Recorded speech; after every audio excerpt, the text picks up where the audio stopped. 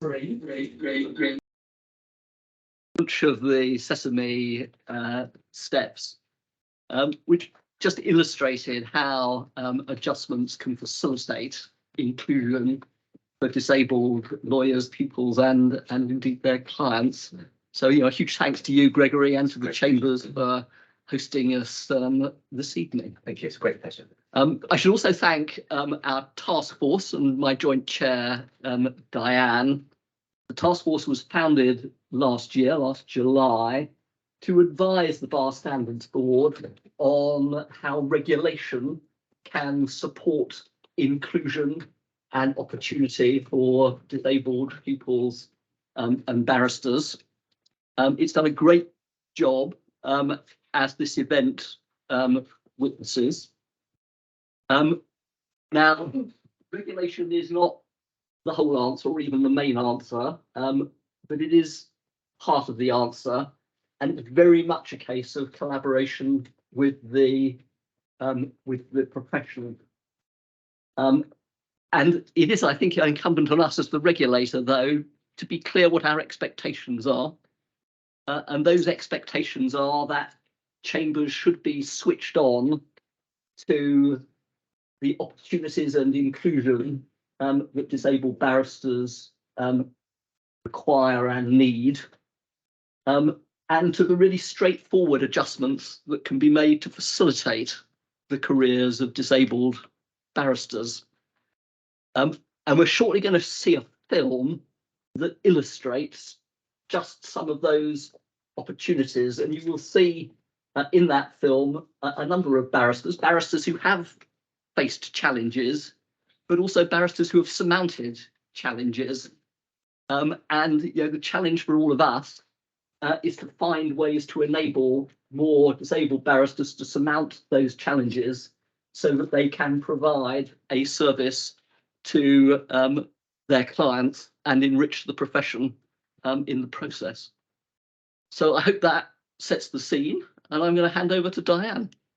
Thank you very much, Mark. I'll stand up because otherwise I'm just sort of cowering in the corner. I don't want to be cowering in the corner. And we're doing the event in a slightly different order to your programme, so that if more people arrive a little bit later, they'll get to see the film, which Mary has produced and it's fantastic. So that's well worth seeing. So I'm delighted to be here. As Mark says, I have the honour of being the other co-chair of the Disability Inclusion Task Force, and in my day job, I'm the CEO of an organisation called Business Disability Forum, and we are a UK registered charity membership organisation, and we work with over 500 businesses across all sizes and sectors, and we help them to get better at recruiting and retaining disabled employees, but also serving disabled clients. And amongst those 500 plus members, I'm very pleased that we have the Ministry of Justice, for example, the Met Police, and we also have 38 other members, including the Bar Standards Board and at least one barristers' chambers and many firms of solicitors. So we really are pleased that disability inclusion is getting a bit more profile within the legal profession. Our ethos is that getting it right around disability inclusion requires a whole organisation approach.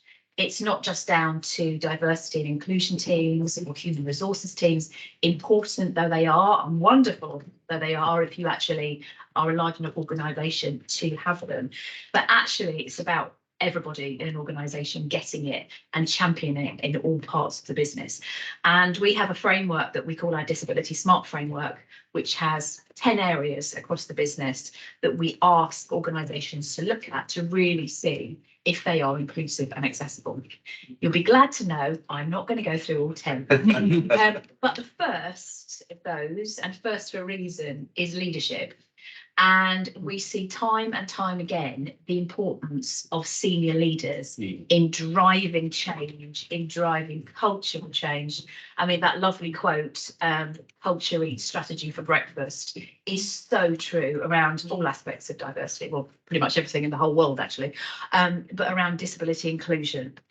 And creating a culture where disabled people feel welcome and belong and that they have role models and identify is absolutely, the importance can't be overstated really. And most people that I talk to, and I've been in this post now for coming up to 6 years, and been working in disability inclusion for 19 years, I think it is. But most people think about wheelchair users. And of course, that's really important because it's completely mad, in my opinion, that in almost 2023, we do not routinely design buildings to be physically accessible. And that's particularly important in the context, of course, of the Bar and many, many very, very beautiful old buildings that are very, very, very inaccessible to people with a mobility impairment. So that's really important. But that's a very small part of disability. Actually, 90% of disabilities are not immediately visible. So one of the things I often say to people is you probably already work alongside, employ, perhaps clients, know in your personal life many more disabled people than you realise, because the term disability under the Equality Act, and I'm aware I'm in a room of lawyers, so I've got you grounds here, is very broad, and it includes long-term conditions, it includes neurodiversity, it includes mental health conditions. It is incredibly broad. So other barriers that can be faced by people trying to enter the profession are things like burnout, very pressurized, long hours cultures, even things like tiny typefaces, you know, all these things, lack of access to hearing loops. There are tons and tons of things beyond physical accessibility that can be barriers. One of the other bits of our framework is around workplace adjustments, reasonable adjustments, to use the legal term, under the Equality Act 2010. And we see that they are so often the difference between somebody thriving or surviving or falling out of the workplace. And they're often really small things like different working patterns, like ergonomic equipment, like even a fixed desk in a hot desk environment or a parking space, all these things. And the average cost of them is also very, very small. So one of our partners did a bit of research. Hi, Daniel, good to see you. Daniel. I should say that Daniel's Chambers is one of our members, was saying. That actually they found that the cost of making an adjustment to retain someone was only 7% of the cost of rehiring if they'd fallen out of the workplace. And that doesn't take into account organisational knowledge. So it's good for business too. There's a big issue that lots of people don't want to ask for an adjustment. So we hear loads of stories of people who are coping or masking, maybe concealing that they're losing their sight or their hearing. We get so many calls to our advice service where a manager says, I've got someone who's not paying attention in meetings or whatever it is, or not engaging, but I think there might be something else going on. And when they actually have a conversation, they find out it's something like that. And when you think of the amount of energy that somebody is almost certainly spending on trying to cover that up, wouldn't you rather that they had the support they need and that their full energy was going on just being a brilliant barrister or whatever their role is in chambers? So that again goes back to this inclusive culture. I will stop there because I know we've got lots of other much more interesting speakers and a fabulous film. But the last thing to say really is people often think of disability as the aspect of diversity and inclusion that is the one that is too difficult. And I really hope this evening will show you that it doesn't have to be. It's just part of the human condition. It's something that we should all be talking about. You don't have to be an expert. And if you just say to everyone in your chambers, what do you need to do the best possible job for us? Yeah. And if you say to a client, what do you need for this to be the best possible experience for you? That will go an awful long way. Anyway, thank you for having me. I'm going to hand over to our host now, Dr. Gregory Berg. Thank you. Thank you, Diane. Good evening, everyone. I'm Gregory Burke. I'm a member of these chambers, and it's a pleasure to welcome you to this launch of the BSB Task Force. And for anyone who's joining us online too, you're all very welcome. Another lawyer from another jurisdiction in another time, Robert Kennedy, who was shot dead because of his belief in a more equal society, said that the natural state of a human being is dignity. And I invite you to agree with me that dignity for disabled people may include access into venues, into employment, into the professions, access to choices, access to life, access to information, access to justice. Now, like most disabled people, I wasn't born with my disability. I acquired it out of the blue as a sports mad 16-year-old. I was in hospital and rehabilitation for nearly 4 years, during which time I was washed, fed, turned in the night. And as you can see, I've got an improving condition. I can't believe actually it's 30 years since I left rehabilitation. But I tell you that personal information not for some vainglorious disability inspiration monologue. Disability is far too personal and nuanced for that, but rather to convey a realization upon leaving rehabilitation. When I was in hospital, I realized that I had multiple impairments. It was only when I was discharged that I realized I was disabled. I was disabled because doing everyday tasks were fraught with difficulty and frustration, partly as a result of my impairments, but mostly because society itself was largely inaccessible. And if you haven't got that perspective, it can take a real effort of imagination to understand how mortifying it can be to go to a place, a cinema, a restaurant, a court, a chambers, a solicitor's firm, and find at that point of entry that it is inaccessible. And the shame that covers you. And if you've been to somewhere where you've been told there's a level access toilet, and you get there and find in reality it's 3 steps up, and you don't make it, that experience stays with you.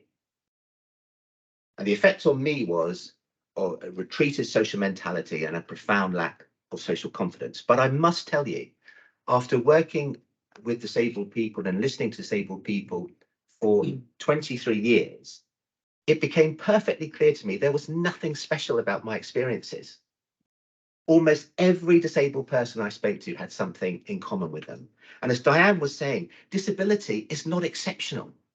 It's mundane. Disability doesn't affect a small minority.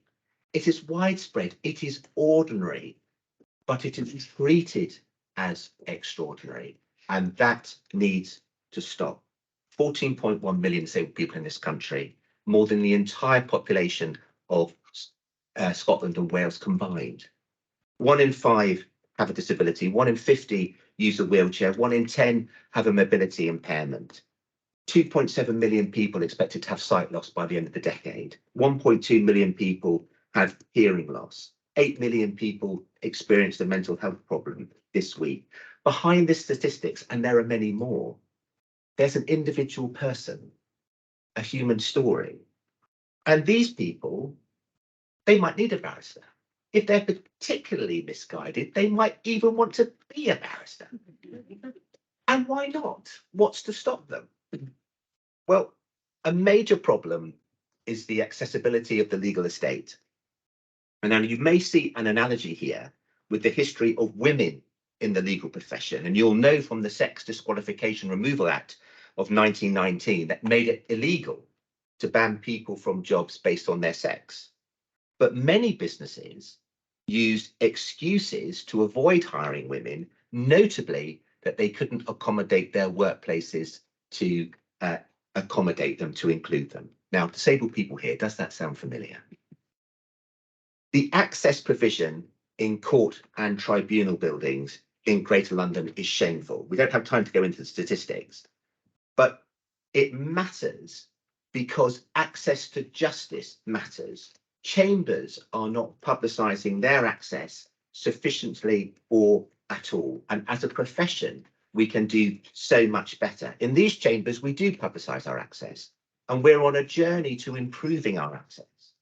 We have a significant number of barristers here who work in the field of personal injury and clinical negligence. Before the pandemic, 2 or 3 times a week, clients using wheelchairs were required to enter our building with the use of a ramp placed over the steps by others in advance.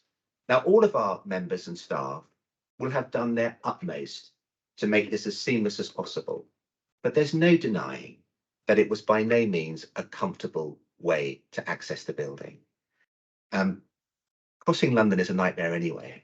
There's nowhere to go to the toilet as you cross London. And when you arrive in the barrister's chambers, you are naturally feeling anxious. And that is if you're just a barrister. If you're someone who's trying to access legal services, all the more so.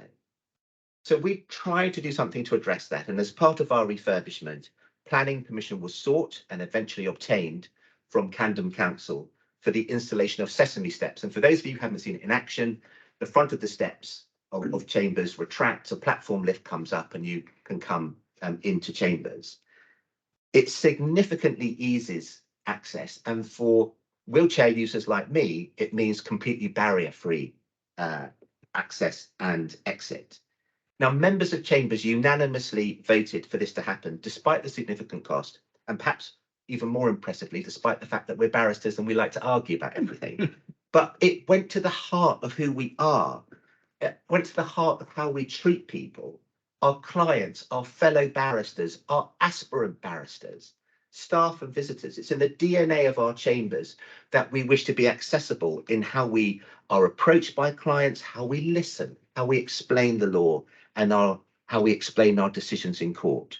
Access with dignity in and around chambers is a vital part of that. Providing information on what you can access, whether it's the good or the bad, so that disabled people can make up their own mind, is part of treating people with dignity. And one of the ways that the profession can retain its legitimacy is pointing to a diverse composition, and disabled people are part of that. Being turned away from chambers because it's not accessible, where's the dignity in that? Being frightened to apply to a chamber because you don't know what their access is like, where's the dignity in that? Waiting for a ramp in the rain while you get soaked, where is the dignity in that? Being constantly fearful of soiling yourself because of the inaccessibility of toilets or not even knowing where they are, where is the dignity in that? Policies matter. My disability was acquired before pupillage, and these chambers had to make adjustments, and they did so. And I'm profoundly grateful that they did. In a profession that at times can be slow to change, rapid change, prompt change is needed to accommodate a disabled pupil. Allies are needed for that. Clerks are allies. Chief executives are allies. Other members of chambers are allies, because as a pupil, you have the lowest status imaginable, even if that's only in your head. The profession, if I close on this, as a profession, we need to enable disabled people to join us. We'll be the better for it, but disabled people must have a platform from which they can access and contribute to the profession with dignity. It is, after all, as Bobby Kennedy said, our natural state. Thank you very much. And that's my great pleasure to pass the baton over to Christina Warner, a very fine barrister who's going to address us. Thank you, Christina. Thank you, everyone. First of all, I'd just like to say how immensely proud I am to be here today. It's almost emotional because I can really relate to a lot of what Greg has mentioned today. And when we were discussing the topics that we would cover today on the panel, I said that I wouldn't be preparing anything because I think when discussing disability, speaking honestly and speaking about personal experience for me, I think has been therapy, but also I think enlightening for those that are listening or choose to listen. So my story, similar to Greg's, has been that I was born able-bodied. I was very aware of disability as my brother Miguel started to lose his sight about 15 years ago after falling off a bus and shattering his arm and collarbone. And when trying to describe to my parents that he couldn't see the depth of the drop from the bus to the pavement, it was surreal to me. And he tried his hardest to describe it, and we finally got a diagnosis of what's called Stargardt's, that's juvenile macular degeneration. And the way I describe that to people is it's how older people lose their eyesight, but establishes itself in younger people. So I was always aware of how tough it was to be disabled, but I had very clearly lived that as an able-bodied person, looking into that experience as my brother's mental health declined, and he found that college became very difficult. Doors were shutting in terms of employment possibilities. And I was always very fearful that that could happen to me. And lo and behold, about 5 years ago, it did. I started to lose central details. I started to effectively my central vision became very blurred, and then it became very convoluted, and now I have no central vision. And already being in practice was frightening for me, because I was so concerned about what other people would think. I thought, what will my clerks think? What will my clients think? What will my solicitors think? And I was terrified for what my future would look like. Setting that aside, I was also battling with the grief of the loss of the person I could have been. As someone who thought their life would go in a certain path, would go down a certain avenue, and to have that taken away, I had to grieve the loss of the person that I could have become. And I looked around, but excuse the pun, but I looked around to try and find barristers that I could speak to about their experiences. I was already familiar with Diego Sotomiranda at 1 Essex Street, Kelly Cronin at Park Square Chambers, and I think it's important that we mention these individuals because they truly, I can say, have saved my life. I spoke to Kelly, spoke to Diego, spoke to Greg, was also one of the first people that I called, because there was no one. There was absolutely no one that I felt that I could turn to really lean on and say, what do I do now? I couldn't go to, say, the RNIB or the Moorfield Eye Hospital, although I'm closely linked with them. I didn't feel that they could give me the advice professionally that I needed as a barrister, as a legal practitioner. So Greg's advice was invaluable, and we've remained good friends since. And I've made fantastic friends along the way, such as Daniel and Halima, and I haven't met Mark before. But there was a distinct lack of support for barristers with disabilities, and that really compounded the sense of isolation and grief that I was feeling. And I thought, if I'm going to do this, my goodness, I'm going to do this. I'm going to get stuck in and let it be known and push that disabled agenda, because we are worth it. We deserve this, and we deserve our dignity. That's exactly right. So I was very open with my clerks about what I needed. I signed up for the Association of Disabled Lawyers. Fantastic, Dan. I signed up for bringing disability to the bar, and I thought, you know what, let's do this. Rolled up the sleeves and got stuck in. But it was still very, very lonely. But I just thought, I'm going to have to talk to my solicitors and have very open conversations, and be what may, what will happen will happen. It's out of my control, the same way that my sight loss is out of my control, and I just have to embrace that. And speaking to solicitors, in a quite poetic twist of fate, I found, as a family practitioner, I found that a lot of solicitors, once they gave their clients the list of counsel available, my solicitors would say to me, oh no, this mum or dad has specifically asked for you because you have lived experience of disability. So I find myself now very proudly representing parents or carers or children who have disability, who have looked to a barrister who can understand their experience. And that fills me with a lot of pride, because I never imagined in a million years that telling my story would ever benefit anyone. I thought that I would always be at a disadvantage. I also found that the support, the growth that there is at the bar in terms of associations, communities, networks that are being established are crucial. Disability is always a footnote, disability is always a side note, but the associations, the task force, what we're doing today, it's essential. It's not discretionary, it's a must. The same way that disability is a when and not an if. Cognitive, mobility and sensory abilities decline as we all reach certain ages. Disability comes for all of us, regardless of our backgrounds, regardless of our sexual orientation or income streams. Disability, we will be affected in some way, shape or form. And I've found that also when sharing when disclosing to opposing counsel, I'm visually impaired. I have my PA comes with me to court. And despite having been met with what I can only describe as absolute ignorance, sometimes at court, by court staff, I've been asked, how many fingers am I holding up? What colour's my T-shirt? Where's your guide dog? And one of my favourite stories to tell, because I think it's the most shocking, is when I was asked by opposing counsel if I was going to go ugly blind. Ugly blind. I thought opposing counsel meant blind to the word ugly, and I thought that's what the world needs. We can all be ignorant to the word ugly.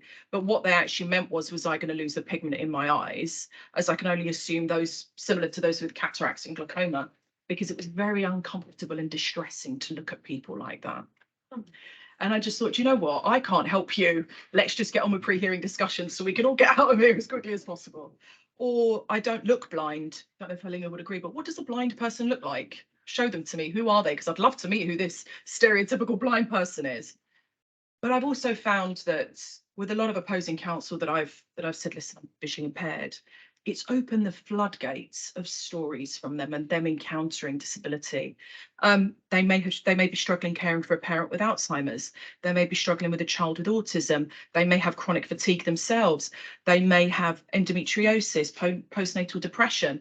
It's almost like I've triggered this desire to share their story of encountering disability with me. And I feel so humbled just by saying, I am visually impaired. They wanted to share their story. And that indicates to me that as human beings, we want to understand each other. There is so much that brings us together, more so, I would say, that sets us apart. And I think disability is the common thread amongst all of us.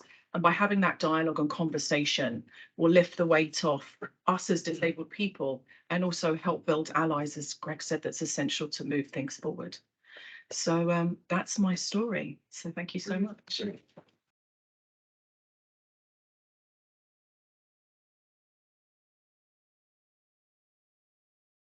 Am I introducing? Yeah. Helena's up next. Fantastic. I mean, I also have a visual impairment, so you're going to be completely bombarded with blindness and blind jokes after Christina's talk. Yeah, my name is Halima Farouk. I am visually impaired. I come under everything to do with having a visual impairment, and sometimes use the words interchangeably. I'm partially sighted, severely sighted, impaired, and then nicely in brackets, legally blind. I was born with my visual impairment, but it wasn't picked up until I was about 3 years old. And the way that it was picked up was I dropped a bit of money on the floor and I couldn't find it. And if any of you have visited sort of Eastern countries, you'll know that the flooring is very beautiful, patterned. It's got a lot of marbles on it. And for someone who's fully sighted, you know, it's amazing to look at. But to someone who can't see, it's absolutely disgusting. Yeah. And so I couldn't find my money that was apparently right in front of me, and I was using my hands to feel for it. And it was my granddad that had noticed. He was like, I've been sort of observing her for quite some time. I think we should take her to the doctors. And yeah, it was discovered that there's something wrong with our eyes. You should probably go back to the UK and figure it out. So I've you know, went to all the big hospitals that you can think of: Great Ormond Street, Moorfields, Guy's, any other that I've forgotten. I've been there, and I left them all shell-shocked because they haven't quite seen what is going on with my eyes. I don't have a diagnosed eye condition because doctors don't actually know what has caused my sight loss, and that's why it's so hard to explain how much I can and can't see, because I can't point at a diagnosis like Christina perhaps can. But the way I describe how much I can see is I often ask people to cover their right eye with their right hand and cover their left eye with their left hand, and that's it. No, I'm joking. You leave a little bit of a gap with the fingers on your left hand, and that's sort of how much I can see, but probably even less. Growing up for me was quite difficult because I come from a South Asian background where disability isn't really spoken about. And so it really has been a learning progress. Like everything that I've I've learnt has been along the way, and I've only recently fully understood what my disability entails. And of course, when I go further in my career, I'll face issues and I'll have to figure it out then as well.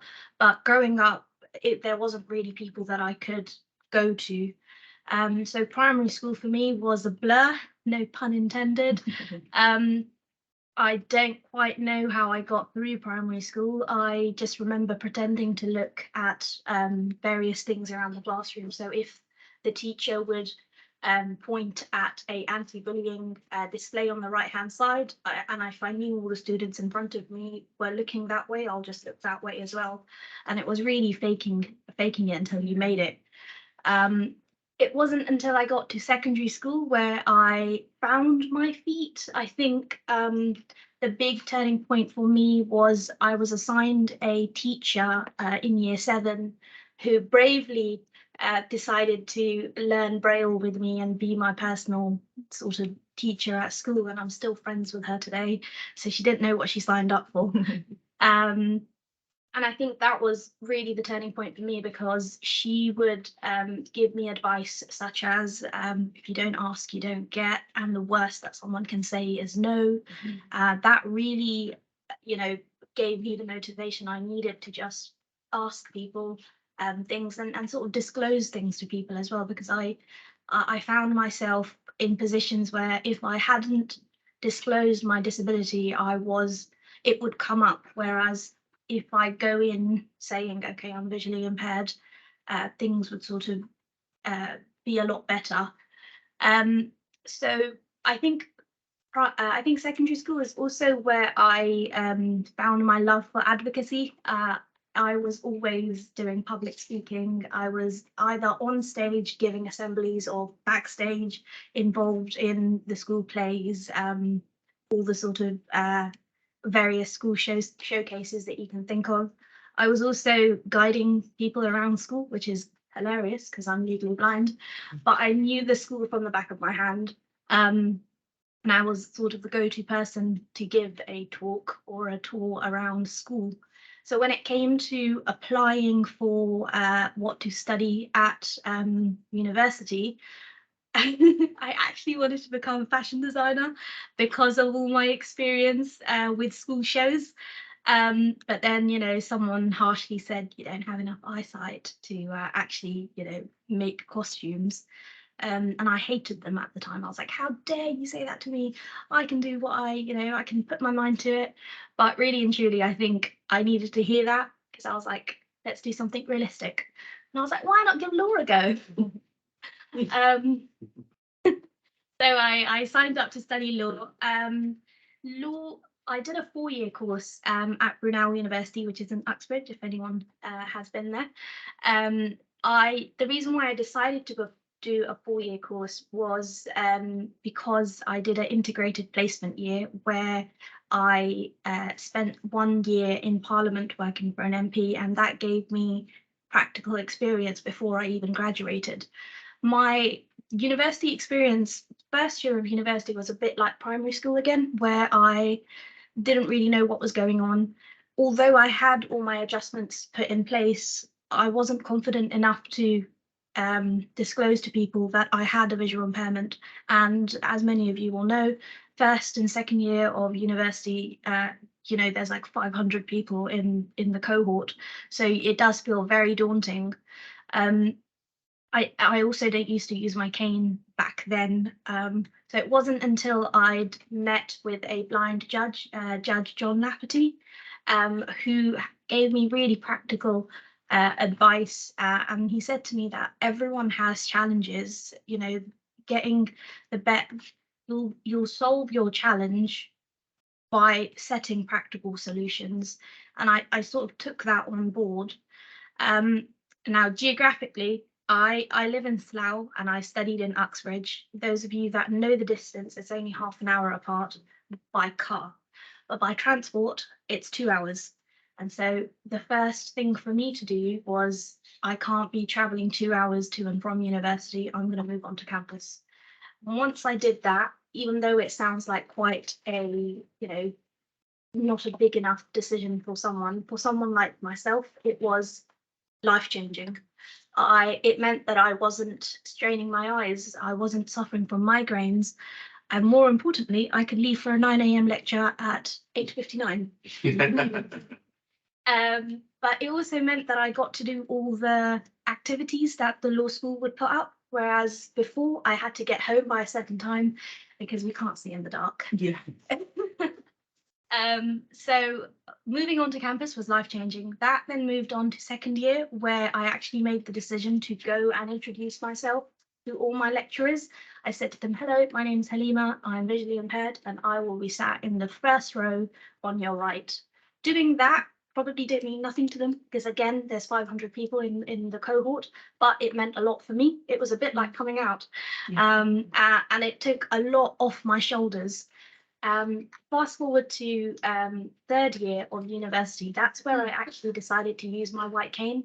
And the decision had been made for me. Like I said, I did a placement year and I worked in Parliament, and it would have been silly not to use my cane in Parliament, given how busy it is and the fact that there are glass doors and massive staircases everywhere, and lots of carpets with horrible patterns. So, you know, the decision of using my cane was made for me, and I wouldn't change it, because that's where I actually learned that, hey, this actually works and it does what it should. So going back to university in my fourth year, that's where I decided I'll start using my cane full time. And it goes back to what Christina was saying, where once you actually disclose that you have a visual impairment or a disability, you'll find that you have a lot in common with others. When I was introducing myself to my flatmates, the first thing my flatmate said was, I know exactly, well, not exactly, but I know how I can help you. My mum is blind and I do this for her every day. And that wouldn't have happened if, you know, I didn't introduce myself to her with my cane. So I think, you know, yeah, I'll end there. But bar school for me was even better, because I had struggled beforehand and I'd gone through all the things that work and don't work. So bar school for me was, you know, I kind of flew through in terms of reasonable adjustments, but in terms of the actual exams, I did struggle, because my year got hit with COVID, and that's when, you know, everything changed for people. So I did finally manage to pass the bar, and I was called to the bar, I think this March. I am currently seeking pupillage. I did apply last year, but I got as far as first round interviews, which is amazing because I haven't got to first round interviews before. I'll be applying again this year, and I've heard that 7BR do crime, so I'll be applying here. But Look out for it. thank you. In the meantime, I work for the Office of the Kent Police and Crime Commissioner as a casework officer, and the kind of work that I'm involved with at the moment is really giving me a lot of good experience, because I intend to practice crime, and I'm currently working very closely with a police force. The Commissioner's Office is one of the two appeal bodies if you were to make a complaint against the police. So I get to sit there and review complaints made against the police, and I watch all the body worn footage, which is really good at the moment, because, you know, you only get to see that once you actually become counsel. We also deal with if the officer gets sacked and they want to appeal their dismissal. So yeah, all the good stuff. I will now introduce Daniel, as I think I've spoken enough, but thank you.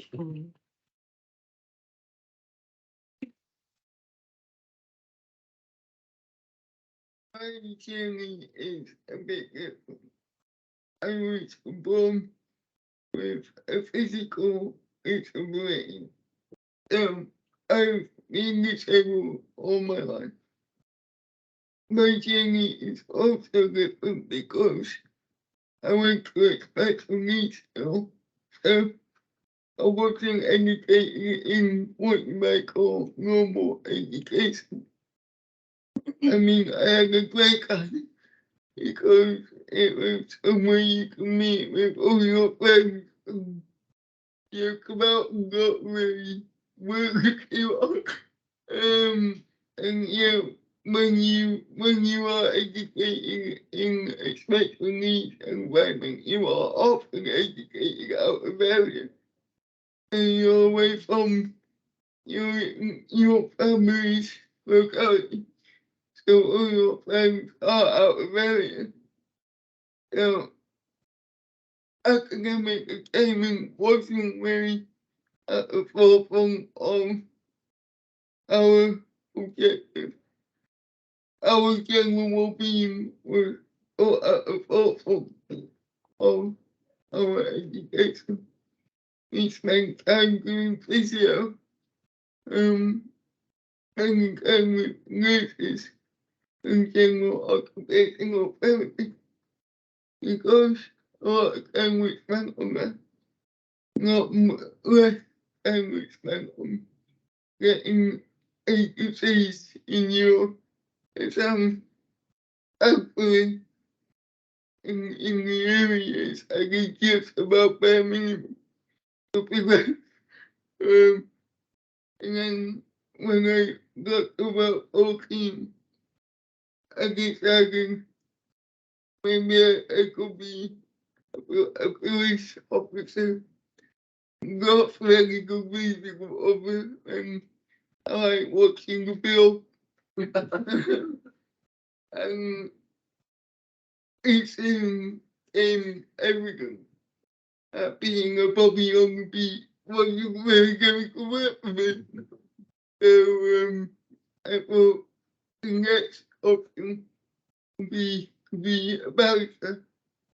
Again, not much everything in it. And that it was all about always the down and feeling it important. Obviously, that is not what the job is. As a 14-year-old, what it appears to be. Obviously, as I matured, my understanding of the bar became more sophisticated and might be more accurate. But it gave me a reason to work hard, and that's when my grades got better. A little bit. But yeah, I got through special needs education, and that was all fun. I spent time with my friends, worked a little bit, got decent grades. I got enough of an academic profile to be able to get to college, and that's when I really started working on. It was different going from a special needs skill when your needs are met to a mainstream skill or college where you're different from everybody else. And it was really good. Okay, and I did well. I got good grades and went through a top work skill. At that point, I was able to compensate a bit more because the academic level isn't that high. So it was easier for me to put in more work to get up grades. When I went to uni, that was a big jump because I went from being a Mancunian in the Northwest to being a Mancunian in the Southeast. That was difficult. I had to figure out a way of getting the support I needed through PAs and motivational carers. So that was difficult. Being 20 years old and having to manage people who always want to do what's best in you. That made the first year of my degree quite difficult. In the November of that year, I had a conversation with my tutor and I said, I'm finding it a bit difficult. It's not really what I expected. I did really well at college and I'm not able to replicate that now, and make you take me give it one more week. And I gave it one more week and I finished my degree in master's degrees and then I did the work course. Then started what my education really pointed out was the need for reasonable adjustments. I got them throughout my education, but it was only at university where I learned how important they were. In my first year and second year, even my reasonable adjustments were quite basic, in that I would get 100% at the time in the exam and a break if I wanted one. That meant my exams were around 7 to 8 hours long, and that was obviously difficult to get through. Each segment was no deterioration in my performance, but when you've been in an exam for 8 hours, you really do feel it. So in my pattern, I did okay, I got Q1s. But in my final year, we got a bit creative in how we support me. So I started giving different ways of doing exams, and then I started getting first grades in most of my exams, and that helped me to get a decent grade. I did well in both my maths and the work. But again, the importance of being open about what you need and people being willing to implement your right to make a more adjustments became evident. Now I'm a people, a good campus, and we've really done well and right by me in the whole process in which I've engaged with them. Honestly, I'm grateful to them for making me the offer in the first place. I imagine, offering tutelage to someone with speech impairment is quite a bold move. And then, obviously, the moment I got my offer, my chambers were really keen to make sure all the support was in place for when I started in about 14, 15 months' time. I thought it was being a bit eager, but having experience access to work and the amount of effort that goes into putting that into place, my chambers were spot on. We only got access to work in place about 2 weeks before my preparation began. So that left me minimal time to recover and support work. But what I want to emphasize is it's about being open to make reasonable adjustments and being open to having a conversation about how needs can be met. I don't know how my privilege were any integrity or not, but I do feel because of the support I'm getting, I've got the best chance possible. I am getting this by saying I'm really excited about what the BSB are doing. The new BSB task force is an opportunity for the BSB to communicate directly with disabled voters and experts in inclusion to break down the barriers in regulation. So you can look at where the framework can be changed to bring down the barriers of people face at the bar. And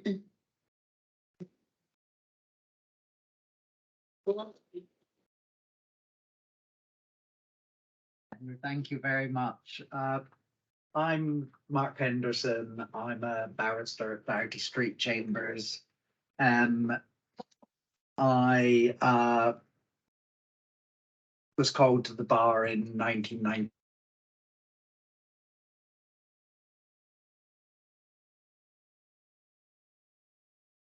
I'm not going to do the maths until 2018 without at least any visible disability. I acquired a complete spinal cord injury, head injury with a severe hearing impairment as a result in an accident in August 2018. So I went from practicing as a barrister who had no impairments that impacted my ability to do my job and basically access courts and chambers, etc., to someone overnight who was barred from getting into chambers and was barred from getting into an office if I got through the door of chambers, needed to ask for assistance in order to get to a toilet within chambers, because chambers was not set up at all to be accessible to people in wheelchairs.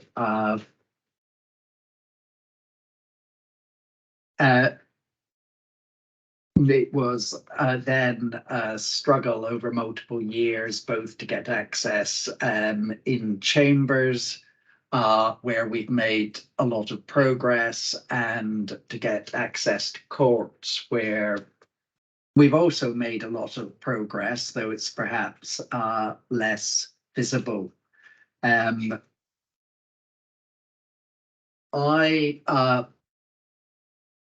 was involved in EDI work at the bar shortly after I was called in the mid-90s. At that time, the Bar Council did both regulation and representation, and I was the sort of pupil representative on the Equality Code subcommittee or working group or some sort. But anyway, it was responsible for adding sexual orientation to the Bar Council's equality rules. And at the time, people were like, sort of, well, what is this? I mean, the bar was probably quite liberal in the sense that there would be no open hostility, but people were like, why do we need this? Don't we just need a bit of kindness? And sort of decades on from that, nobody doubts that sexual orientation is treated on a par with racism, sexism, etc., as a serious discrimination issue. But when I became visibly disabled, I quickly found that it was a bit like being catapulted back into the mid-90s in terms of disability as a protected ground. I found that people couldn't quite get their heads around the fact that there was societal discrimination against disabled people, that there was unconscious bias that would come into play in relation to someone who was visibly disabled, that the way that chambers and courts were set up to physically bar many disabled people from access to them was itself disability discrimination, that making reasonable adjustments was a legal duty and not an act of kindness, that it was a little embarrassing they hadn't got round to doing yet, but they would get round to doing as quickly as they could, sort of thing.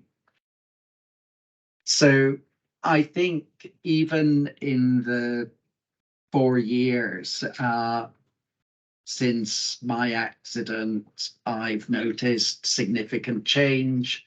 The Bar Council's Disability Panel has done great work. There are a number of disabled people's organisations at the bar now who have proliferated almost entirely and fortuitously since I needed them.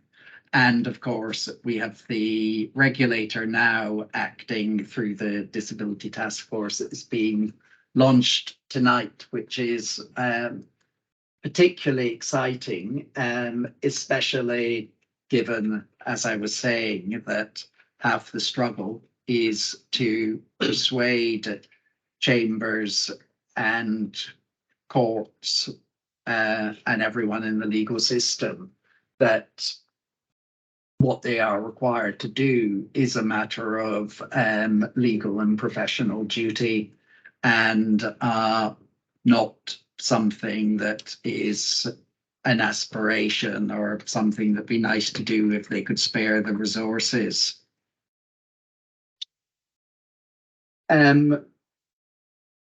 I'm suggested that I explain how I now successfully navigate my career. I'm going to jump that one in order not to have to explain how I misnavigate my career. But in terms of how can you effectively support someone with an acquired disability, it's already been touched on. But apart from the general advice to be a good ally, in terms of what you can do to take concrete steps within chambers, I think perhaps the most important thing is to not just have a reasonable adjustments policy about what you would do if someone requests a reasonable adjustment, or how you will deal with clients who need adjustments, but to think about how you would give a fair opportunity to students, mini pupils and pupils with a range of disabilities. The fact that as a fairly senior, at least in terms of years at the bar, practitioner, the fact that over 4 years since I became a full-time wheelchair user, leading Liberal Chambers has yet to manage to get planning permission through to put a lift on the building to enable independent access, shows that the idea that assuming that you recruit pupils without discrimination and a wheelchair user happens to win pupillage, there is unlikely to be time to adjust your buildings to enable that pupil to move around anywhere much beyond the conference rooms if you have a traditional old-fashioned building, unless you have made a prior plan.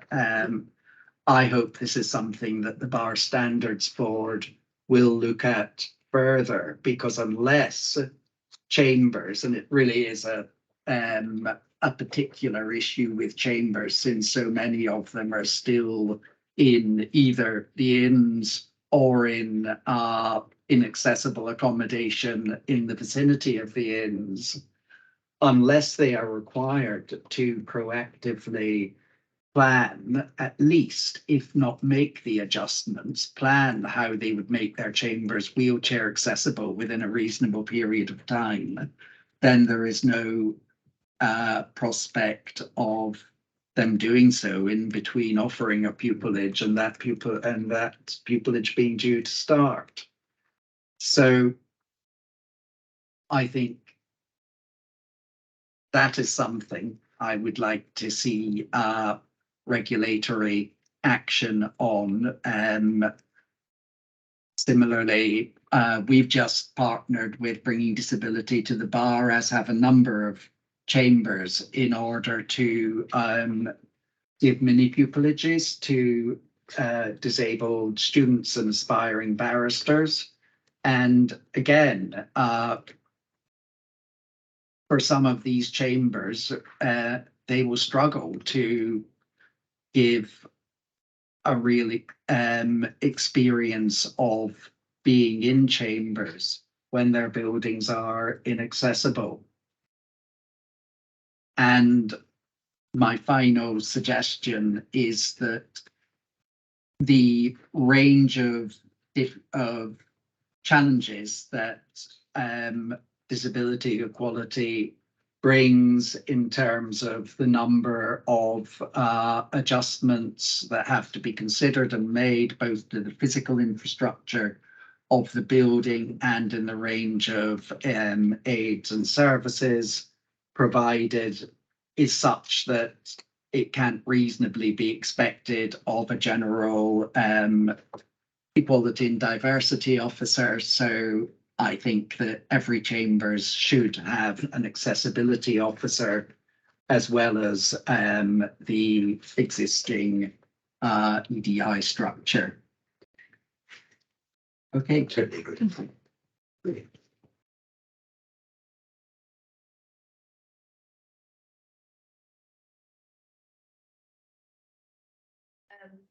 Not short, but a very, very good film, which Mary has made. And I was thinking while everyone else was speaking that one thing that I meant to say in my opening was that this is about talent. And then I realised I didn't need to say it because it was so shiningly obvious from what everybody said.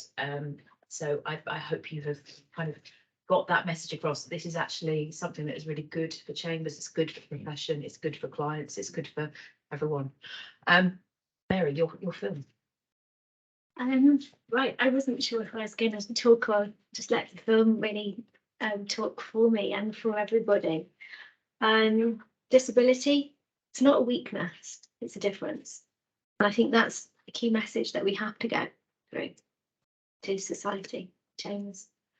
And hopefully this film illustrates a little bit of that. And it's just the start. And I think there's a long way to go. We need to keep repeating these messages.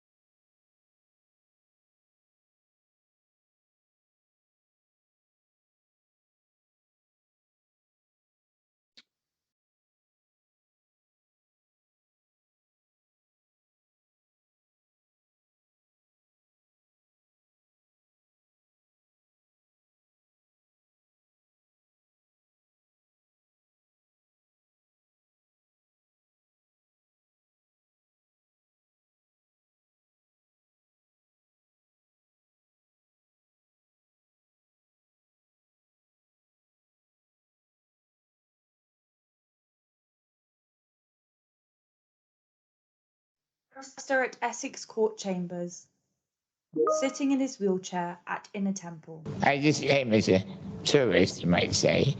I got walked around the inns and I fell in love with the place. And then I said to everyone, that's it, I'm off. I'm going to be a barrister. Speaking is Rebecca Griffiths, barrister, sitting at a table in a panelled wooden room at Apex Chambers in Cardiff. The first thing that inspired me to pursue a legal career was when I was 15, the O.J. Simpson trial was on the television and just loved what I saw. Speaking is Marissa Cohen, barrister at Doughty Street Chambers, London and first-tier tribunal judge, sitting at home. The only real difference for me was that when I was doing mini pupilages, for example, or vacation placements, and when I was still exploring whether to be a solicitor or a barrister, I would use those placements as a means of working out what support I would need and what kind of support would suit me best. Speaking is Diego Soto Miranda. Everyone kind of laughed for the simple reason I did not fit what was seen as the archetypal background to be a barrister. I came from a very working class immigrant family. I didn't even go to mainstream school. I went to special school for disabled children. Academically, it did not even match mainstream. It was below mainstream level. I left school very early. At the age of 14, I became very ill. And luckily, I ended up with private tuition at home. I then managed to achieve some very high A levels, went to the university of my choice, and simply by being stubborn, I've made my way into the bar, and I've been here 21 years. Speaking is Christina Warner, barrister at Goldsmith Chambers, sitting on a sofa in the drawing room at Inner Temple. At the beginning, I was very concerned about how it would affect my livelihood, especially as an established practitioner. Speaking is Konstantina Nuka, postgraduate law student, sitting in her wheelchair at home. The attitude that I have to work twice hard or be exceptional in order to be perceived as equal with someone that is not on a wheelchair or does not have a hidden disability is something that I perceive as the biggest barrier, because it's the one that is harder to change. Speaking is Marissa Cohen. I didn't have any specific disabled role models growing up. I don't recall seeing anyone on the TV. Speaking is Diego Soto Miranda. Unfortunately, I never had any disabled role models in my early career, basically because I never saw any. Anyway, I grew up watching television in the mid to late 1980s and early 1990s, and you never really saw disabled people anywhere. Speaking is Anna Lawson, Professor of Law and Joint Director of the Centre for Disability Studies, University of Leeds, sitting in a chair beside her desk in her office. I'm not aware of any research that's looked into why there is so little known about disabled barristers and disabled judges historically. Speaking is Diego Soto Miranda. So far as I am still aware, I was the first and only pupil from my school to go to university. Speaking is Konstantina Nuka. There have been situations where I had to join voting competitions virtually, since there were issues with wheelchair access, for example, or it was more difficult to commute for me due to my disability. Those were some things that were harder to incorporate, since they were one-off opportunities. Speaking is Marissa Cohen. I did come across the odd person, the odd barrister who would say, well, do you think you can really do this? And of course, to be quite honest, at that point, back in sort of mini pupillage time, I had no idea. I mean, I didn't see other profoundly deaf barristers doing the job. I just really wanted to sort of see if I could do it. But obviously I had to pretend and say, oh yes, absolutely, and feign a sort of confidence that I didn't really have. But luckily it seems to have worked out. Speaking is Konstantina Nuka. It has always been more tricky for me to apply for many pupilages, for example, since I have to think are the chambers accessible? If they're not, will they be able to facilitate my experience in a different way? Or now that I'm starting the bar course, I have to make sure that I will have all of those adjustments I need in place. Sometimes the way that the advocacy testing and exams work might not necessarily be in the way that is accessible to me. Speaking is Marissa Cohen. When I did do mini pupilages, I did come across one barrister who said that they thought I would be better suited to being a solicitor and that I would find that easier, which I thought was incredibly naive, because as a deaf person, the ability to work predominantly on your own and have quite limited interaction with other people is a bonus. Speaking is Anna Lawson. The first blind judge that I'm aware of in the UK was, I think he was called Sir John Lafferty, and that was just a few decades ago, and it was very groundbreaking. It was really quite a significant step when he became a judge. Speaking is Christina Warner. I can only imagine how difficult it must have been for barristers that predate my years of practice who had disabilities, them trying to access support. Speaking is Diego Soto Miranda. In the legal profession, there are many ancient and respected buildings that are given priority over the physical needs of the people alive and using them. My own chambers are located on a first floor in a grade 1 or 2 listed building where they are not allowed by either regulation to put in a lift. So for me to enter my own chambers is almost impossible. Speaking is Nick Glossop, National Head of Inclusion and Learning Support, BPP, Leeds. It's almost like a carrot and stick approach, isn't it? You know, the regulation is the stick, and that's all well and good, but we need to change hearts and minds and empower people. Speaking is Anna Lawson. Alongside regulation, you need really good enforcement with investment behind that enforcement. And you need training, and that needs to go way back. So if you're thinking about the legal profession, attracting disabled students to law schools and ensuring that they have a positive, inclusive time. Speaking is Christina Warner. When I've spoken to the people that have gone through the Access to Work scheme, they equally find it difficult and are frustrated at the fact that there are such significant delays because everything is by post, and that it needs to go through 3 or 4, 5, 6 sets of hands before you get an outcome.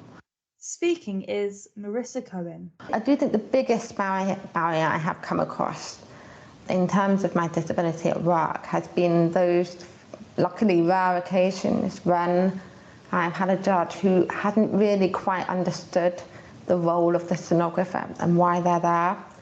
And something's been lost in the communication between the clerk and the judge.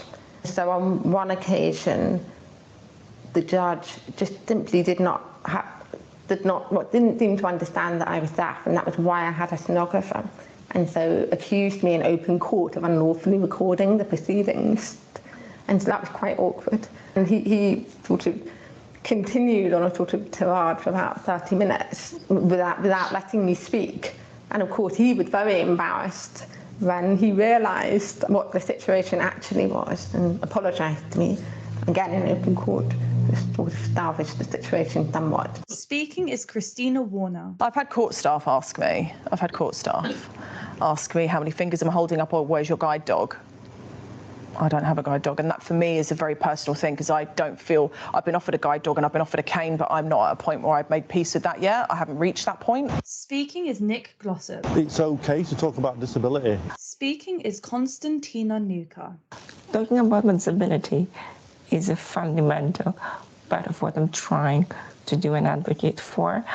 I believe by talking about my disability, I make sure that I have the support that I need in place. Otherwise, I don't think I will be able to achieve my full potential. Speaking is Nick Glossop. Sometimes people are a bit nervous of disability or ethnicity or race or LGBTQ, and actually all we're doing is talking about people and other human beings, and in most cases people are really, really good at talking to each other, and it's about having the conversation, maybe creating more safe spaces. Speaking is Marissa Cohen. People feel nervous about talking about disability and saying, is where I'm standing okay?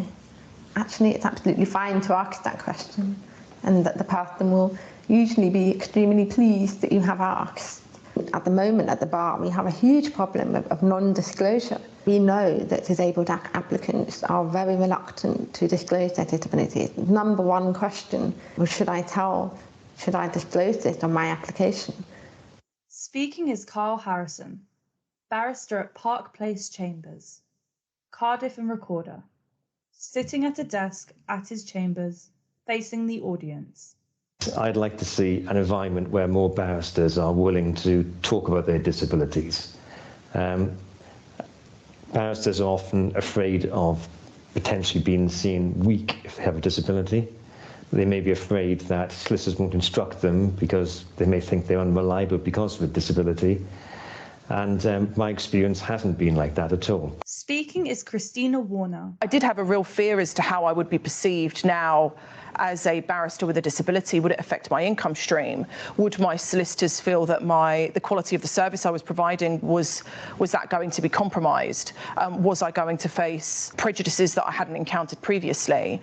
And I've been very lucky that only some of those have come true. I've been very lucky to be very supported by my clerks. My solicitors have been extremely loyal, and in an ironic twist of fate, I have solicitors who seek me out and instruct me deliberately because I have experience of living with a disability, and they have clients who are seeking barristers who understand the challenges they face. Speaking is Konstantina Nuka. I will never forget that when I graduated with my LLB and proudly smiling, that was on my Twitter and LinkedIn, I received an extraordinary amount of messages. You motivated us to do X, or can you please help me on how I can best support my disabled child to go to university. Are things that empowered me and empower me now, since I feel that no matter the challenges that I have to tackle day by day, I help others achieve their dreams. So it's this feeling of community and feeling that what I'm doing is impacting others is what keeps me going. Speaking is Nick Glossop. I would suggest that chambers probably should work more closely with education providers, if I can say that. And I have just said it, so I'm saying it. Speaking is Anna Lawson. The most important thing is to be open to new ideas, to be creative, and to be consultative. So to ask disabled people, whether individuals or perhaps in this case, disabled people's organisations. Speaking is Marissa Cohen. If we can show that the culture has changed from our materials, from our websites, from the information that we provide, when we're able to point to a portal of information and support that is out there, I think that will then encourage disabled students to feel, well, why wouldn't I disclose it? Speaking is Anna Lawson. Being really inclusive about your advertising of job adverts can make a really big difference, because it sends out a much more powerful message than the actual words, "We welcome disabled people." Speaking is Christina Warner. I don't think there's sufficient support by any means for barristers with disabilities. When I first received my diagnosis, I was stunned at the lack of support that there was. It really was a case of tumbleweed. There has been a steep change, I believe, in the past 2 years or so. We've got some fantastic committees, associations, we've got task forces in place now, but if we compare that to other groups who have sought assistance and representation, I think that disabled people, we've always been at the back of the queue. Speaking is Konstantina Nuka. I will fall down, but I'll get up on my wheelchair again. However, this is very challenging when you you are 22 and you have your dreams to follow ahead of you. So you don't need other people to constantly disapprove or be cautious of what you do simply because you were born with a different, with a disability, which in fact has enabled you to think out of the box, be more resilient, and be solution oriented. Speaking is Rebecca Griffiths. And if you don't draw from that pool, you are missing out a whole range of talent, and therefore the bar and the judiciary is weaker for not having those people in it. Speaking is Christina Warner. Diversity is easy, inclusivity is what's tough. Speaking is Anna Lawson. Ensuring that disability is really front and centre in a lot of those widening participation schemes would be a really good step forward, I think. Speaking is Diego Soto Miranda. The world is changing, and therefore the best way to create public confidence in the lawmakers is for the public to see that the lawmakers are just like them. Speaking is Nick Glossop. And let's just keep it real. Sounds really, really corny, but keep it real.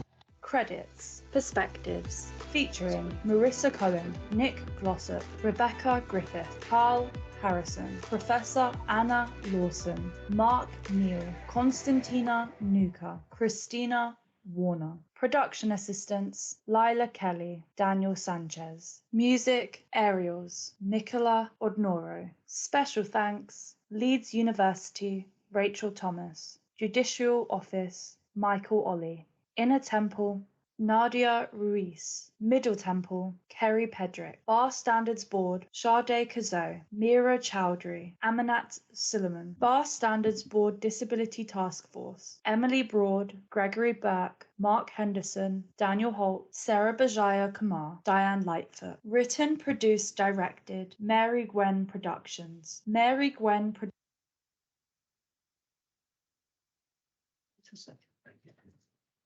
Thank you very much, Mary, for creating that. I think we should have another round of applause for Mary.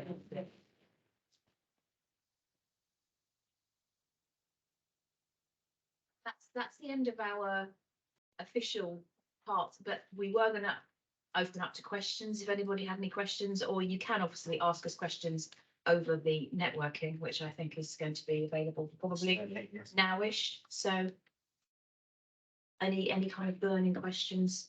Was anyone desperate to get to the treats inside, whatever they are? Actually, one minute. Hi. Sorry, it's just that something that was said in the video really struck me because it's something that I wondered very often, which is the fact that we seem to value buildings more than people. And I was just wondering, is there any particular reason why chambers, I know it's a tradition and it's the way it's always been, but is there any valid reason why chambers need to be within these graded buildings? And I know it's close to courts and where all the legal activity is taking place, but what is the barrier to that changing? That's quite a big one. Anybody want to comment on that? Well, very briefly in that, No, you go ahead. Only very briefly in that, as Christina said in the video, disabled people have not had an audible voice, haven't been a visible presence. And so the decisions about where institutions are housed haven't taken account of disabled people. And there has been a societal shift about the role of disabled people in society. And certainly in the work that I do, I've noticed a real generational shift between disabled people of my vintage and younger disabled people who are just not prepared to put up with the rubbish that we put up with for the last 2 decades. It's absolutely wonderful and invigorating to be a part of that, and very, very aware of their rights. And I think can slip into a mindset of, well, we haven't had to consider this problem. We don't need to consider this problem. We're fine where we are. And I think rather than it being an active consideration that they wish to exclude disabled people.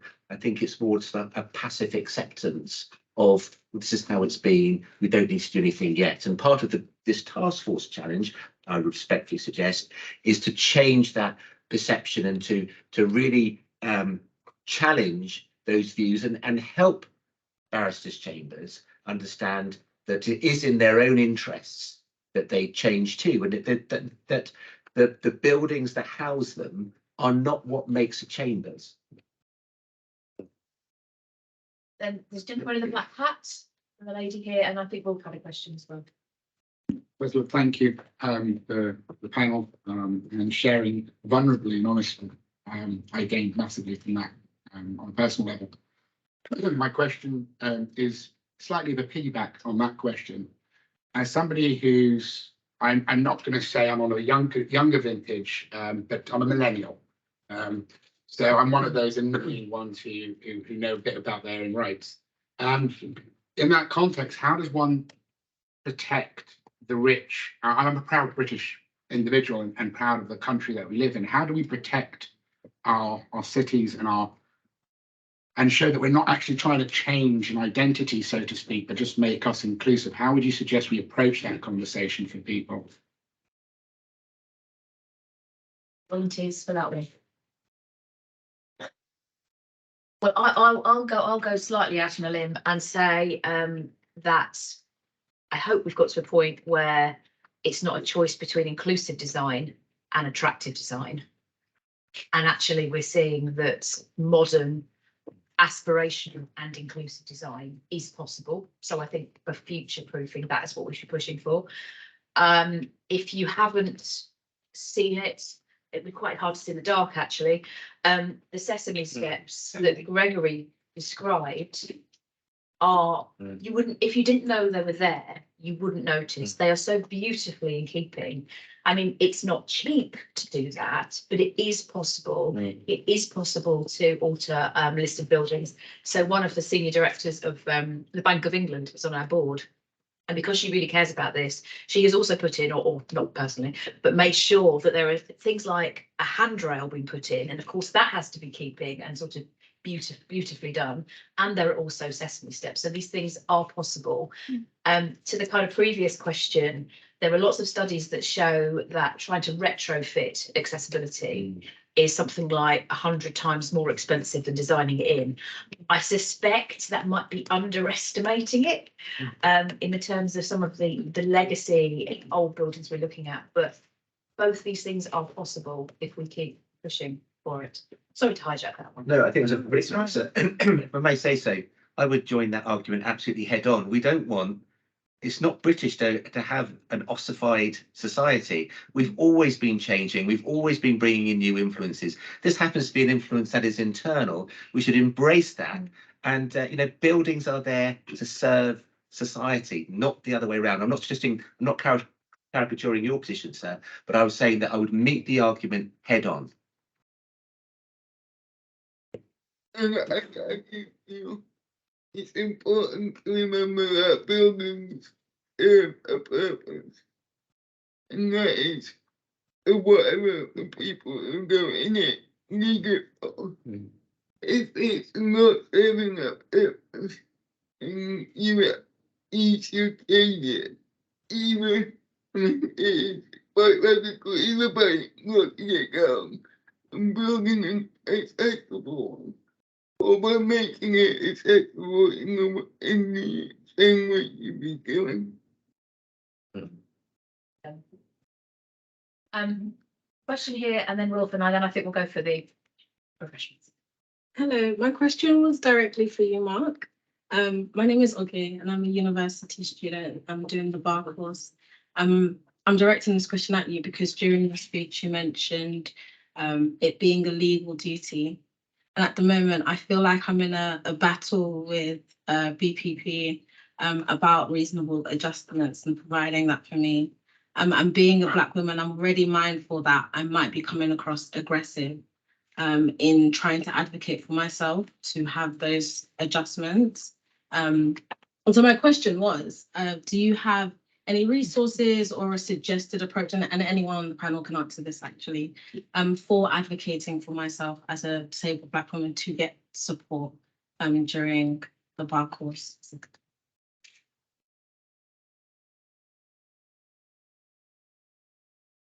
I can only speak to my own experience, but that does include,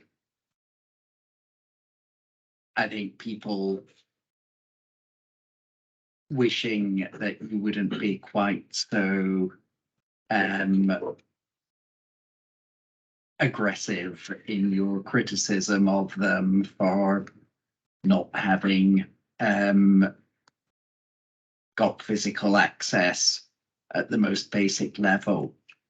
I found that the changes that we've discussed on the meeting today in terms of understanding of disability rights and reasonable adjustments as a human right are helpful, not only in the way that people react to me, but also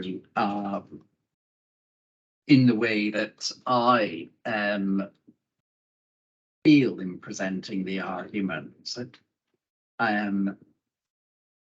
It is helpful to know that in pushing for reasonable adjustments for myself, I'm part of a movement which is a common struggle for reasonable adjustments for all disabled people.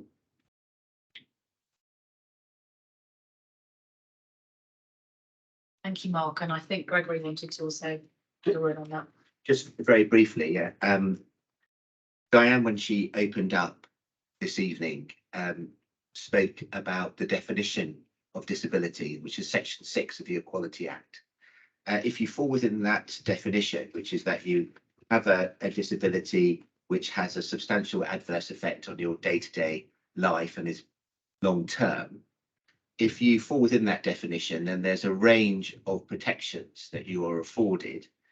The first one, of course, is Section 20 of reasonable adjustments, which applies within the education environment. And put briefly, that's to do with policies and practices, or the provision of an auxiliary aid, or the removal, alteration, or otherwise of a physical aspect of a building. So if your reasonable adjustment is to do with any of those things, then you have the protection of the Equality Act. And then if it's causing you other problems, such as distress or what have you, then you may have a disadvantage or a discrimination arising from your disability, Section 15 of the Equality Act. So you've got the statutory framework in which you can advance your discussions with the university. And I would just, I mean, I can't imagine you being aggressive at all. And I'm sorry that you're burdened with that aggressive stereotype, which seems to be very unfair. What I would suggest to anybody is that they write down what they consider to be the adjustment that they need, and require the decision maker to write back in response. Because once you write something down, it formalizes and concretizes your thoughts, and the decision maker can't get away with you know what I mean, and things like that. It has to be a lot more, it can't be amorphous anymore. And once you've got that, then you can bring it along to somebody like me to have a look at, and we can then have a decide what the next step might be. But we need to define what their objection is to the reasonable adjustment that you're seeking. And remember, the adjustment is just a reasonable adjustment. Are you at a substantial disadvantage compared to other people who do not have your disability? If you are, then they are under a legal duty to provide a reasonable adjustment. Sounds like you got yourself a barrister there. let's hope that you don't need to, and they're actually equipped with that information. And also, for heaven's sake, why wouldn't they want you to thrive? That's what I find it obviously. Why wouldn't anyone who has you doing their course want you to be brilliant and do your best? So anyway, that's the other perspective. If that doesn't work, come back to Gregory. and Will, to give you the last one. I was going to ask a brief question, but before I do that, I would just like to say to the lady who asked the question just then, of course, do not forget that bar training providers are regulated by an outfit called the Bar Standards Board, which I remember. And if your provider is not providing reasonable adjustments for you, you are able to complain to us. Yeah. Here I am. Yes, absolutely. Annie is the person to speak to, but we do regulate them. The question I had very briefly was, I mean, I think it is very possible to change listed buildings in a way that the listed building authorities are happy with. I'm a church warden in a church in Suffolk, and we've just put in disabled access into our Grade 1 listed church with the full support of English Heritage and others. But what I do wonder is many inns many chambers are essentially owned by the inns. Are the inns supportive of measures to introduce disability access, or is that an issue that we also need to address? It's a massive issue. I just jump on that. Huge issue. I think that there is nowhere near enough of a spotlight put on disabled lawyers or their voices raised by the inns. I think that I don't know, I just get the feeling that the inns shy away. Some of them are better than others, but I think that some of them shy away from anything to do with disability, be it Disability Pride Month, Disability History Month. It really is difficult to get any event off the ground, and it takes a lot of work. And it often ends up with a case that individuals have to take the lead on what is really a huge task, to rightfully put on an event that celebrates those with disabilities at the bar. So I think a lot more needs to be done. Yeah. So maybe that's something for the BSB and the Bar Council to look at. I'd be happy to speak about that at length. We will do that. And in more I would kind of just say I am actually from one of the inns. I'm from Middle Temple. I'm a diversity and inclusion coordinator at Middle Temple. And there is a lot of work that we are doing, but I would say there needs to be some more pressure, I would say, from the Bar Standards Board, from a regulatory perspective, on what we are required to do around accessibility. I have extensive experience having worked with special educational needs and disabilities for a very long time, so I understand accessibility and the requirements. However, I can advise, I can recommend, we can do audits, but there needs to be more pressure, and that requires the inns to act on plans that we put together. So that's what I would say. I would wonder from a BSB standpoint, because recently there was issues around, or questions raised around social mobility and the bench, and quite quickly the inn sprung into action with looking at what are we doing around social mobility. Patrice, what should we be doing? And I think what I realized in that, my approach is never punitive. I don't think it's always helpful, but I think when it comes to accessibility, there needs to be more done from a BSB perspective, in putting pressure on the inns. It would make my job a lot easier and things happen a lot faster, because there is budgets there. We are looking into putting in a new lift, but it would happen a lot quicker if there was pressure, more pressure. I think Blair wants to come in and out. Thank you, Patrice. I was going to jump in. So we were sat next to each other. We both at BPB Law School, so I don't want to particularly end up bashing them, but my experience has been trying to raise a complaint around reasonable adjustments for myself, that the process is overly medicalised, that they're not prepared to do anything without you being rubber stamped by your GP. So if you're going through diagnosis, which I was at that point, or exploring it, they were not very happy to be supportive.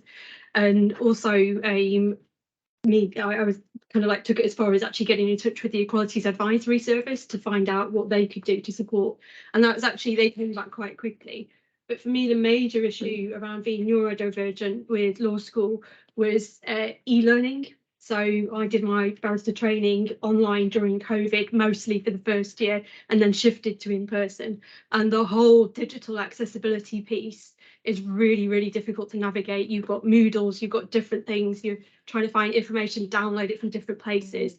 The system keeps shifting and changing, and obviously some of those updates might be very good, but digital accessibility completely out of the window.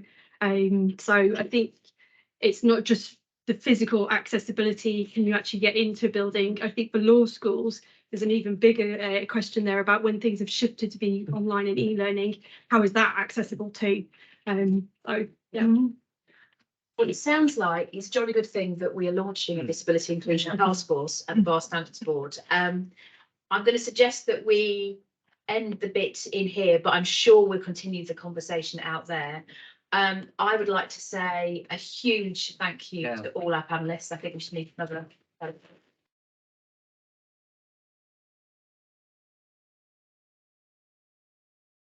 wouldn't want one of these guys representing them. And I know the next time I commit a crime, I'm coming your way. Anyway, thank you all for coming, and let's go and enjoy the hospitality of 7B. Thank you. I think